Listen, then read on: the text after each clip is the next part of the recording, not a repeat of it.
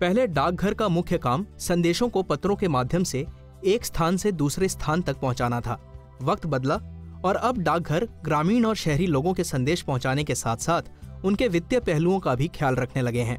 ग्रामीण क्षेत्रों में बैंकों की उपलब्धता कम होने के कारण भारत सरकार ने डाकघर में बचत योजनाएं शुरू की हैं, जिसका फायदा ग्राम निवासी उठा सकते हैं। पोस्ट ऑफिस में भी 6 टाइप का सेविंग स्कीम चलता है, जैसे savings account, recurring deposit account, time deposit account, उसके बाद monthly income scheme account, senior citizen scheme account और पब्लिक प्रोविडेंट फंड अकाउंट। और उसके साथ साथ हम लोग नेशनल सेविंग सर्टिफिकेट भी इशू करते हैं। पोस्ट ऑफिस में अभी जो है हमारा सिर्फ सभी जो स्कीम्स है वो सिर्फ इंडिविजुअल्स के लिए, व्यक्ति लोगों के लिए है। और उसके लिए जैसे बाकी बैंक में जैसे हमारा जो KYC डॉक्यूमेंट्स है, जैसे आइडेंटिटी कार्ड, एड्रेस प्रूफ, और जैसे अगर 50,000 रुपये से ज़्यादा इन्वेस्टमेंट हुआ तो उसके लिए पैन कार्ड का जरूरत होता है। डाकघर की बचत योजनाओं में recurring deposit, saving account, monthly income scheme और पोस्ट ऑफिस टाइम डिपॉजिट खासकर छोटे शहरों में काफी लोकप्रिय हैं। इन योजनाओं पर इंटरेस्ट रेट बैंक से थोड़ा कम है।